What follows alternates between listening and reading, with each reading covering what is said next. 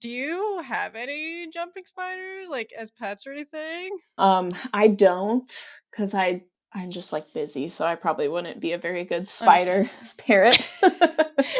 parent. My dogs are enough right now.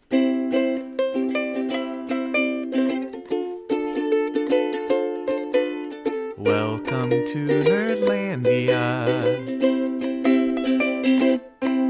Welcome to Nerdlandia, where we stop to admire a cool plant or bug. I'm your host, Emily Case Buskirk. Today, I'm talking with Grace Gaard, a nature educator and artist based in Nebraska. We talk about her work in environmental education, plus one of our favorite authors, Wall Kimmerer, and my newest bug obsession. Grace, I'm so excited to have you on the pod today. Thanks for joining us. Yes, I'm so excited I got asked to be here. I'm just excited because we are going to be talking about something I'm very passionate about, and that's like Nebraska outdoors and wildlife. So to kick things off, I was just wondering, what is your favorite Nebraska animal? Yeah, that one is difficult. I started thinking about this, and I have an answer that I feel like is related to because of the sound that they make, and then I learned more about them, and then I'm like interested. So like the common nighthawk is a bird that is really only here, during the warmer months, but I think that's why I love it so much, is because it's such a sign whenever I hear their little like peent call. It just like makes me think of summer, and it feels like summer, so and they are also just a very weird, interesting bird. I don't really think of myself as a hardcore birder, but then when I was thinking about this question, I mostly was coming up with birds. So apparently awesome. I like birds a lot, but yeah, I would say that one is just unique and often overlooked a bit, and so I kind of like it for that reason. And if I had to pick like a more prominent animal, I also think pronghorn are just really cool. Like I think they're just such a symbol of like our state and the prairie and things. So yeah, what makes the nighthawk weird then?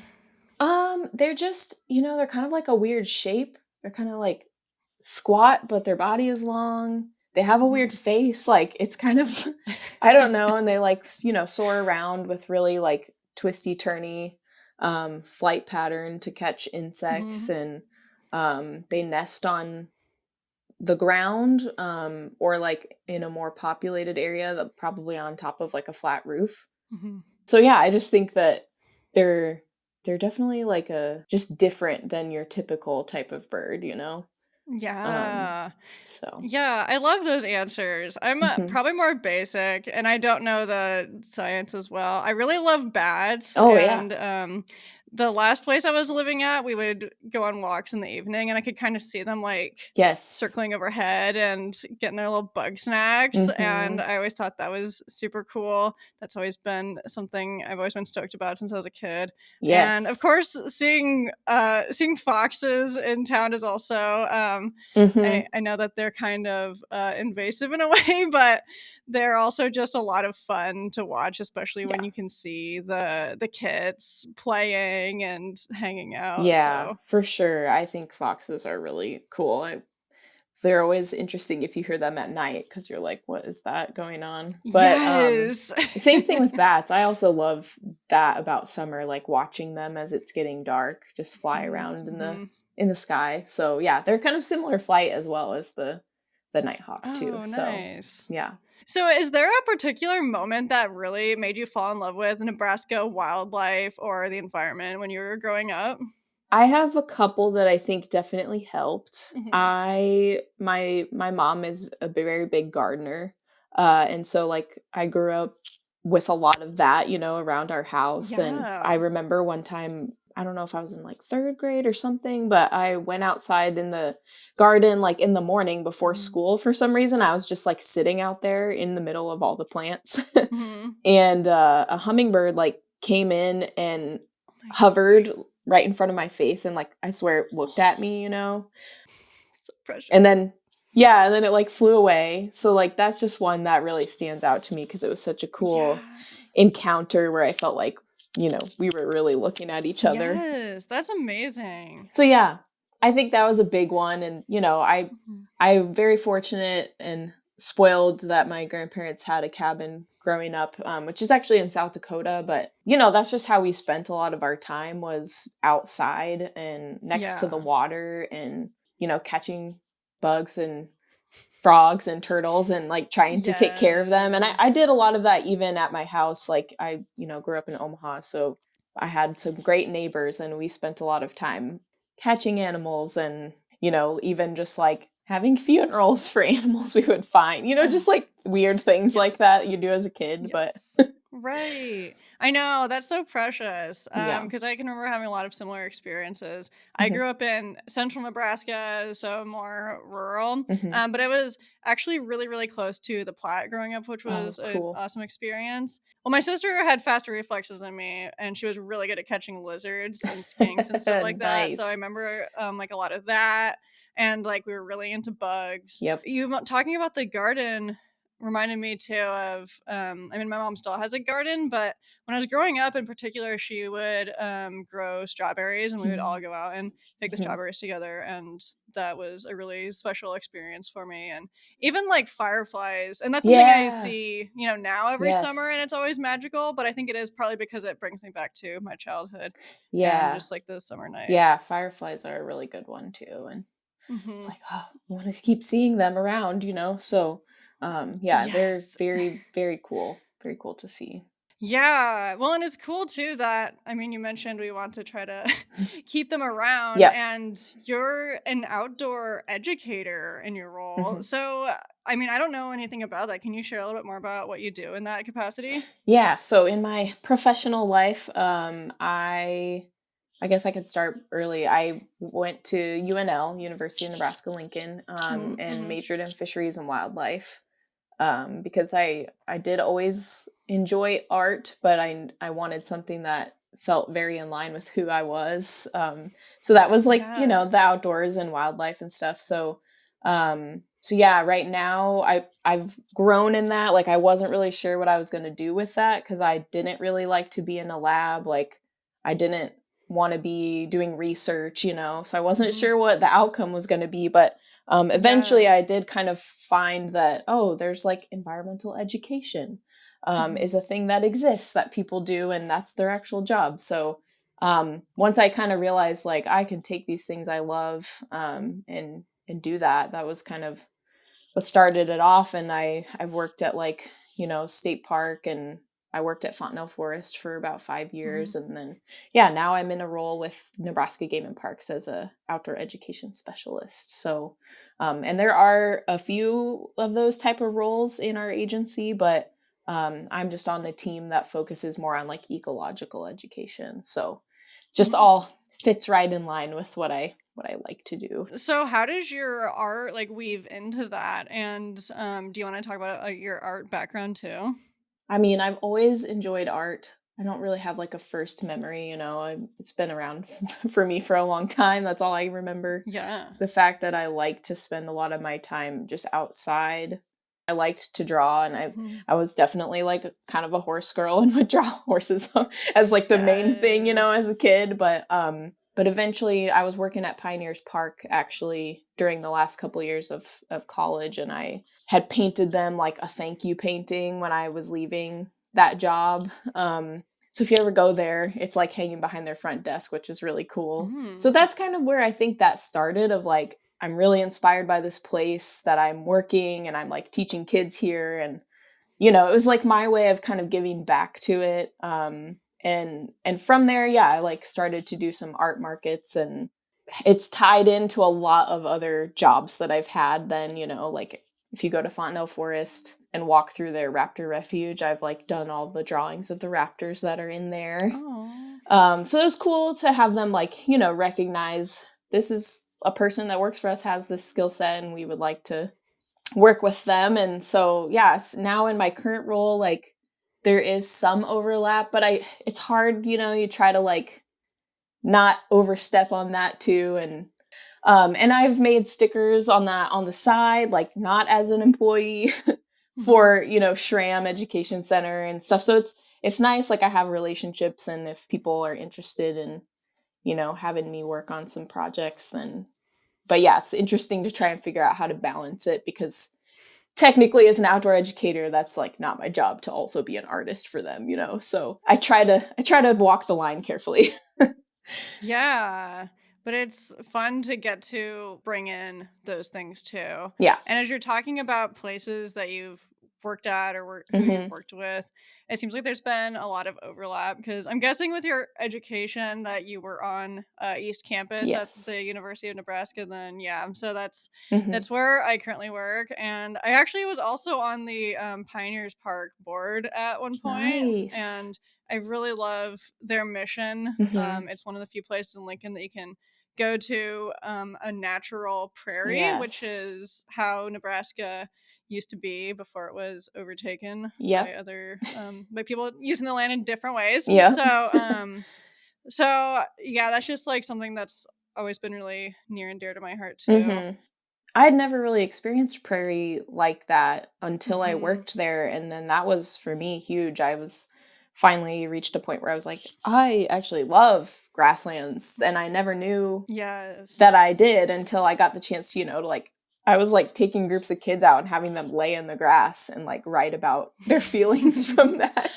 And, so it's just like, and even, I would do it beside them, so it was just like a very cool experience to have had, and then to like acknowledge how special those kind of places are. So yeah. Adults need to do that too. Yeah. Yeah.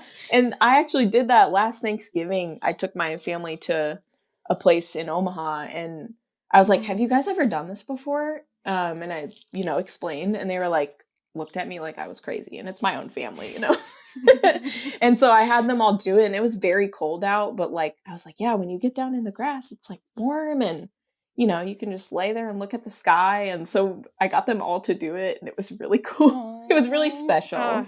Amazing. Yeah. I love that you facilitated that. Yeah. I even got to explore a pocket of Omaha that I didn't know about until recently, and it was Heron Haven. Yeah. Have you been out there? Yeah. And so I went, and it was, I want to say even November or something. So the landscape was starting to quiet down. Yeah. But I actually saw a frog that day, and I was so excited. I was like, oh my gosh, like one of the last frogs of the season, probably. Yep. And it was just sitting there, and it was a magical experience. Yeah. So.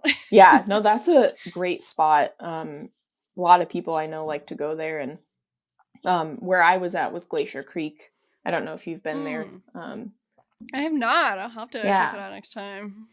Well, and I think that people think they don't like the prairie because they've been on I-80, which does not do our state a service. No. And that people think like that's all that there is. But it's like, it's been like flattened out. It's been and it's all corn or soybeans. Like there's no prairie and visible. It's all agricultural now.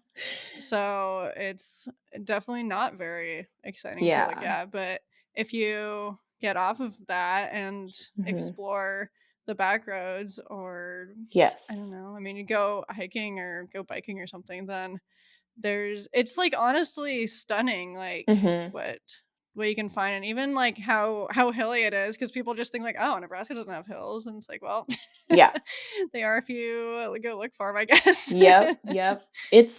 I think the prairie is very much like you have to be able to slow down and take some time, and that's very hard for people to do, I guess, in such a bit, if your life is very busy, and access can be tough too sometimes, like you don't know where to go to find that, because Nebraska is mostly private land, so right, that is definitely also an issue. But when you can find it, that's why I like hate to see even places close to me. There was like a really nice prairie along the Mopac Trail, and then they were burning it. They were doing great things with it. And then all of a sudden they've sold it, and they're going to start building houses on it. And it's like, I know, there's no endangered species on there, but there's still species that were relying on it to survive. So it's just hard to see that, because grasslands are so easily like dismissed as there's nothing going on out there, but there actually is a lot going on. Yes, and I also owe a great debt to like researchers. In particular, Direct Twidwell has done a lot with you mentioned like burning. So how prescribed burning can help the grasslands. So I haven't really talked about this at all on the podcast before, but I work for the National Drought Mitigation Center on East Campus, and my job is to communicate the work of climatologists and drought scientists and just really what we're doing and help the public understand it. So it's something I'm extremely passionate about, is helping people one, get this information, and two, understand it, because it can be really technical and confusing. And lastly, just help people feel empowered, see what they can do, see how they can help. So yeah, today is kind of a special day of a little bit of overlap between the things that I'm passionate about, the things I like talking about, and also what I do for my day job. So yeah, for sure. It sounds like we definitely have very similar end goals with, what we're trying to do, because we care about it in our personal life, but it's very, very tied to like what we're going to work for every day too.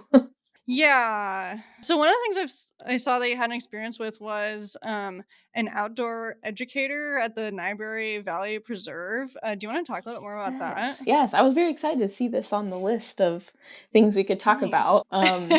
So I'm curious. Yeah. Are you familiar at all with the Nebraska Master Naturalist Program? Yes. Yeah, this past July in 2024. So basically, there's a member of my team that helps coordinate those Master Naturalist trainings, and, she gets everyone lined up. And essentially, those are for like anyone from the public that is interested in, some people are retired, some people are like our age, and they're just trying to like take a step into like the ecology of Nebraska, learn more about it. This program gives you training and like helps you learn more. Like, it's such a cool program because it gets people interested in that. If they want to take it and they want to like volunteer to educate in a kind of an environmental educator role, they can. Or if they want to go more the stewardship route, they can. So there's some cool pieces of that. But basically, one of those trainings is like a week long, and that was happening out at Niobrara Valley Preserve. So I was going out there to do the teaching session on environmental education. So, and just, like the 101s and like how people learn and how we can best meet them where they're at. And so that was what I was spending some of that time doing. But here and there I got to like sneak away, and that location is owned by the Nature Conservancy. Like, it's not somewhere you can just like go wander their property necessarily, but they do have some public spots along that property. And that, honestly, when I think back on 2024, that week, or I was only there for like 2 days, 2.5 days out of that whole week. But it was just very magical. It was a magical piece of my year because you don't get to be like that far out from people and like in the sandhills along the Niobrara River. It's just like so beautiful and magical there, and you just like, they have a really cool overlook spot. So I enjoyed doing some drawing from up there, which is what I want to do more of, like go outside and actually like draw what I'm seeing more. And it was very cool to actually like be there. And we also did some other things led by people that I also work with, like moth lighting. So that was very cool.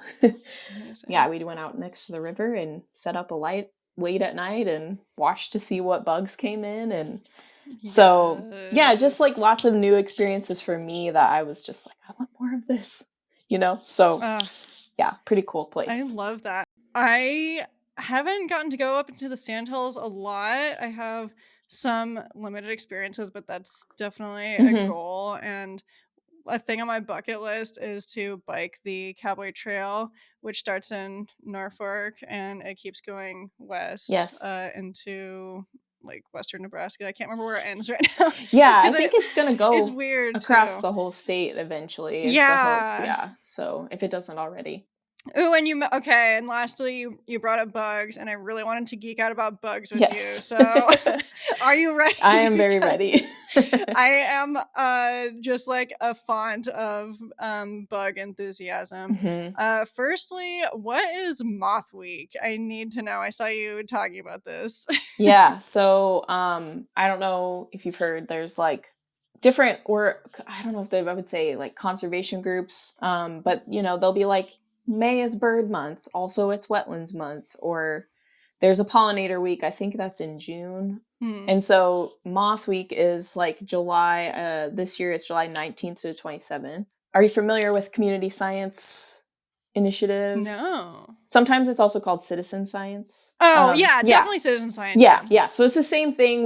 On our team, we call it community science, but either way, it's the same stuff. So I think that was also the point of the Moth Week, is like to really help people who are into community or citizen science to like focus that week on seeing like how many moths they can, you know, add to iNaturalist in a week. And love this. Yeah, and so like that's kind of what I think the intent is, you know, is to get people to do observations of the moths. And again, my coworker that week, she like set up an actual, there's like different bait kind of traps that you can set up just to like set them overnight, and then you check them in the morning. And lighting is also another way to pull them in and see like who lives around here. And you know, that's the kind of species they get overlooked. They don't give as much attention to them as butterflies, like, but they're so cool. Yes. That was one thing like artistically that really inspired me, because they're all really weird looking or cool colors. And so yeah, that was kind of a personal dive I took. And then it was fun to see, you know, I have a couple other friends that also have the same type of career that are into art and nature together. So like they started drawing moths that week too, and it was just really cool. So I'm like, maybe next year we can continue growing and making Moth Week just like a, you know, bigger thing. So that makes my heart so happy. Yes. You're starting a ripple effect and raising awareness for the moths. Yeah. That's amazing. Yeah. And I also saw a jumping spider illustration, and jumping spiders are one of my current obsessions. Yes. They are so adorable. Yeah. I've been on the hunt now because I am about to get one as a pet. Oh, awesome. So it's been on my radar, and it must have been in December. I found one in my house and was really excited. It was so tiny. Like, yeah, it was like probably hatched not very long ago. It was so small. I managed to catch it. I had it in like a small container, and I was trying to move it into like a more temporary enclosure until I could move it into like its proper one. And it like totally fled when I went to like get like a material for my temporary build. Yeah. And I was heartbroken. I was just like, oh, it doesn't want my love. Yeah. Okay. And then I was like, well, this is such a huge hobby right now, and there has to be breeders in the area. And I've been to numerous expos now, and I haven't found any, which is really interesting, because I've found like invertebrate breeders, but not that. It just has been difficult, like to find specifically like jumping spiders. So now I have to go the route of ordering them online. And yes, jumping spiders are so freaking adorable. I specifically am getting a regal jumping spider. Okay. And I am so excited. So. That's exciting. Yeah, you should definitely send me some updates on that. I will. I got so excited when I saw your little jumping spider drawing, because it was amazing. So. I know, and I'm glad there's some other things out there like Lucas the Spider. I don't know if you've ever seen that, but like I actually have a Lucas the Spider plushie. Oh, perfect. But yeah, I like to anything that needs more of it. I'm always happy to like uplift the less appreciated species, because they deserve it. Yes. I know jumping spiders are like such a great ambassador. But yeah, to kind of go back to being an outdoor educator, what inspires you about Nebraska as a subject? There are cool places that, unfortunately, like you're saying with I-80, you can go right by and you'll never know it's there. I mean, I was even out for work once kind of by Chimney Rock, and I just thought we were walking out into a field that had like nothing there. And then we get out into the middle of it, and there's a wetland in the middle. And Oh, wow. we watched a muskrat swim down underwater, like into a, and you're just like, this is like dry and almost like deserty out here, but here's this wetland with, mammals in it. It's not even just like insects. So I think I just like that there's a lot of unexpected things, and you have to take the time to slow down and actually like see them and go explore a little bit. It's not as it's not as in your face as a mountain or an ocean, and I love those too. Yeah. But like we need people to, be able to see the value in prairies and what Nebraska has. So.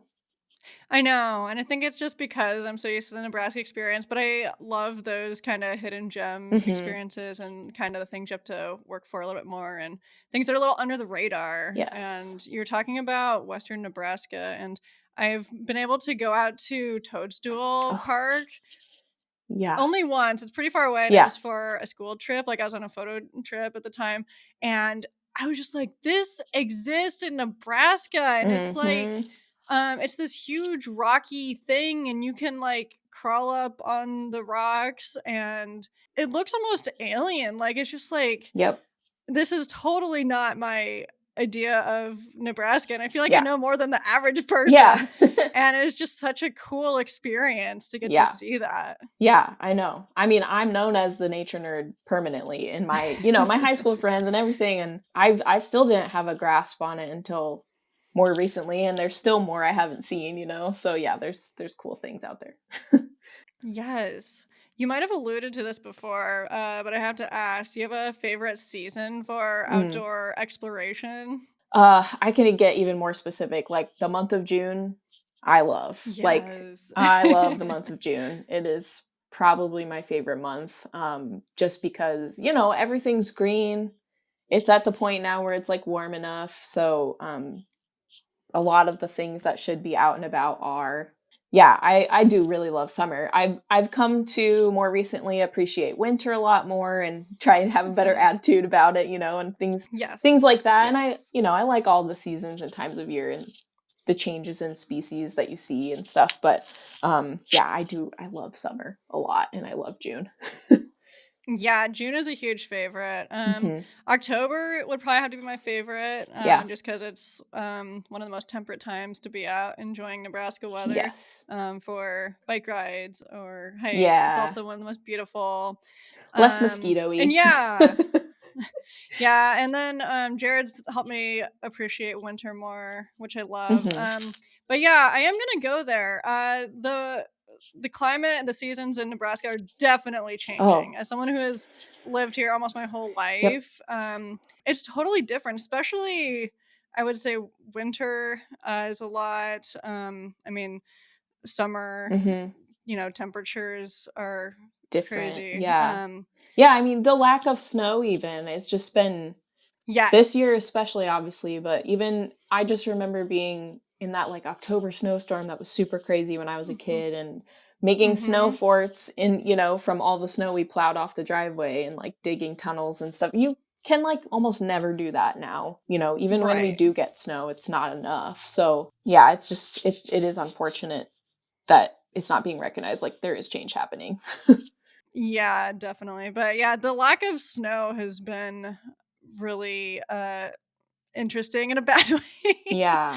So I got to go snowshoeing a few years ago, but even that, it was like really hard to find. Like, firstly, it had to be a weekend, for my schedule, but then also like enough snowpack. And it's like, I feel like since then, the opportunities to do that are so few and far between. I probably did that at the same time you did, because I was able to check some out. You can check them out at Ponca State Park. So I was like up there and did it a couple years ago. But yeah, I mean, everyone was like rushing to buy snowshoes and stuff, and I was kind of like, guys, you're not going to be able to use those really, truly. Like, even places north of us are not seeing what they've traditionally seen. So yeah, it's a little concerning to see change like that. So I know.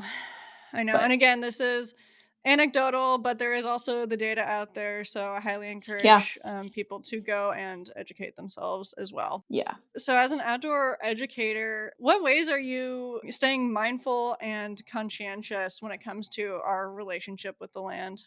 one thing is we always remind ourselves, like, we're in a bubble. Like, we think everyone should feel this certain way about the nature that is around us. And we always have to, like, keep reminding ourselves, like, we are looking through a very specific lens, and not everyone is seeing life through that lens because of all the experiences they've had, you know, which is fair and totally valid, because, you know, I grew up where that was like a core part of my values, but not everyone does, you know. So I think one thing we really try to do is, at least with the programming I do, is keep things super relevant to people, and trying to even just, like, it gets really frustrating when you see people be like, there's a raccoon in my Ring camera in the backyard, what should I do about it?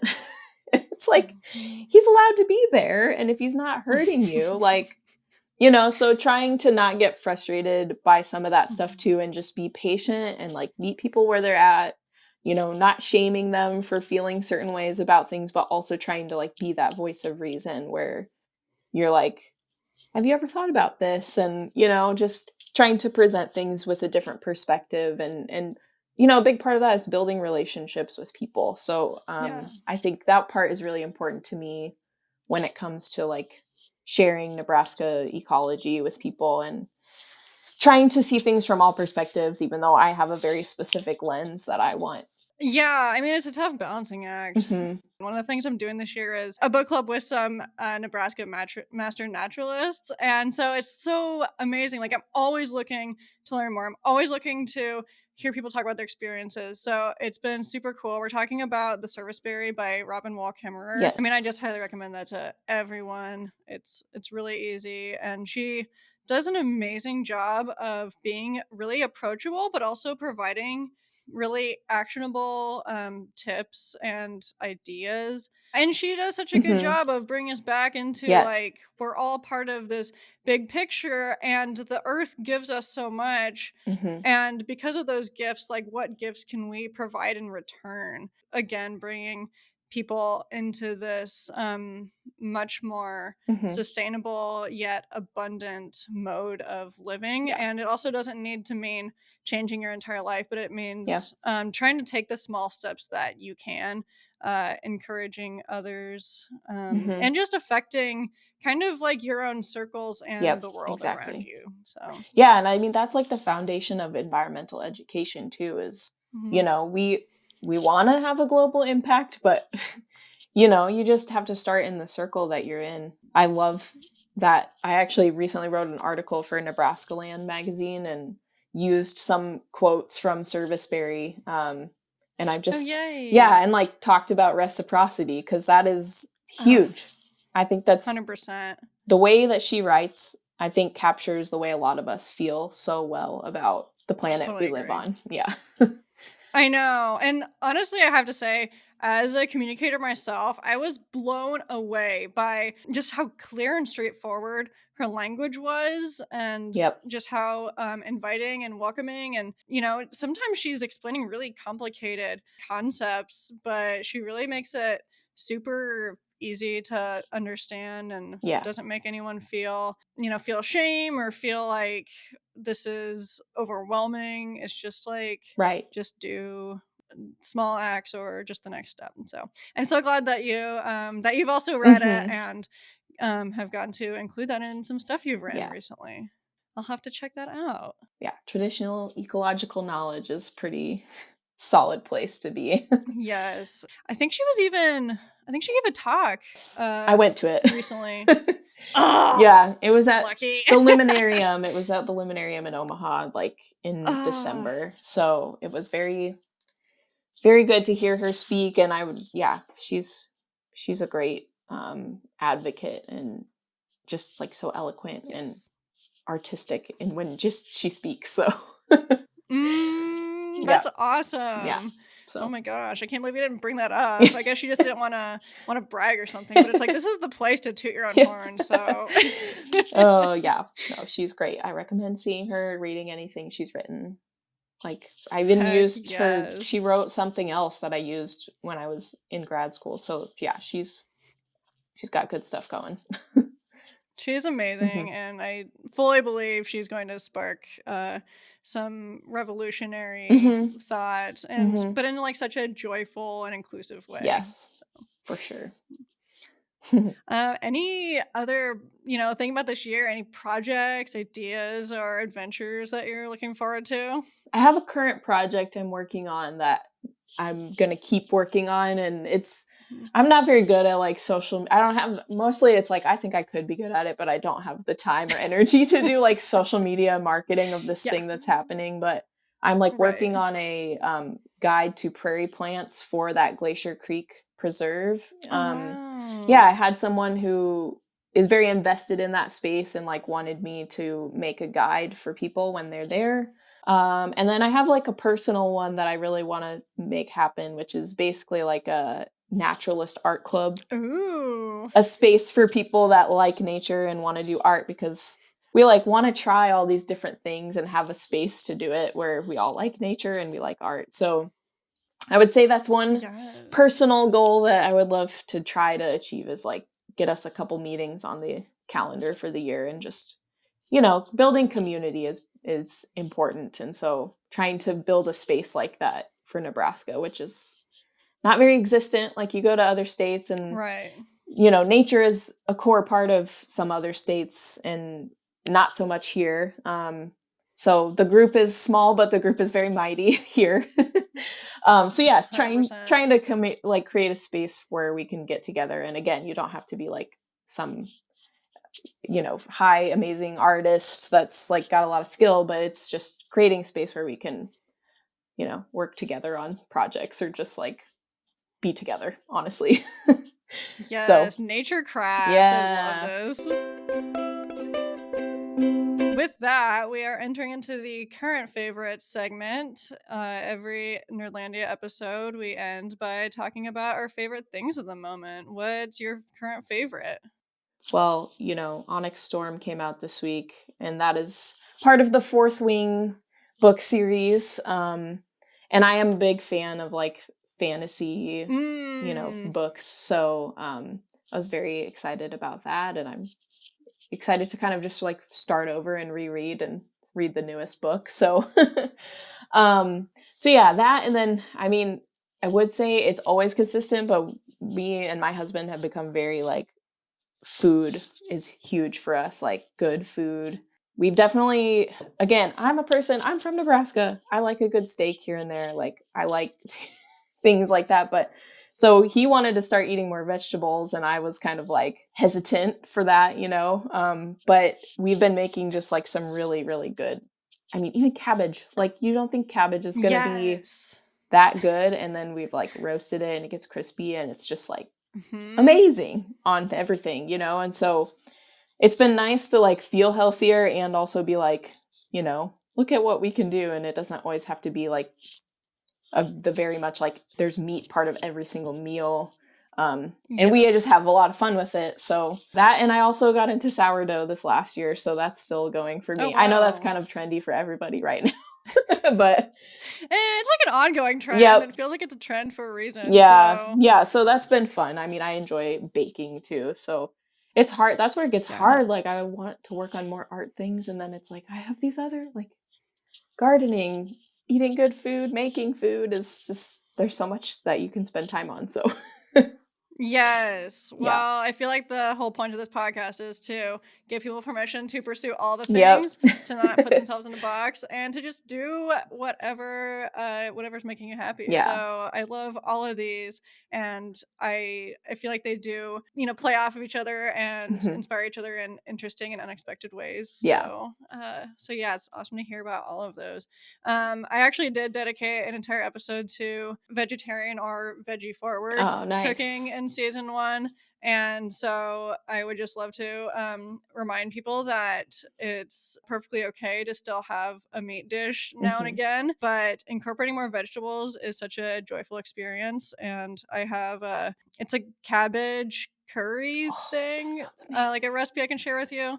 I would say that is definitely a current fixation, because even, it can go, it's very versatile too. It can go on a lot of different kinds of food. So My favorite thing actually also goes into your the first thing you brought up, which is that I've been tracking my reads this year on StoryGraph. So it's kind of like Goodreads, but it's I actually have it. More... Yay! Oh my gosh, we should connect. It's a little more data driven, and so I am well on my way. I'm trying to read 50 books this year, and my average is like 300 to 500 pages per book. So it's which at the same time, it's like some of them are audiobooks, some of them are a little shorter. You know, so it's a good like mix. But it's been, I mean, especially in the cold weather, nice to have just a lot of books around me.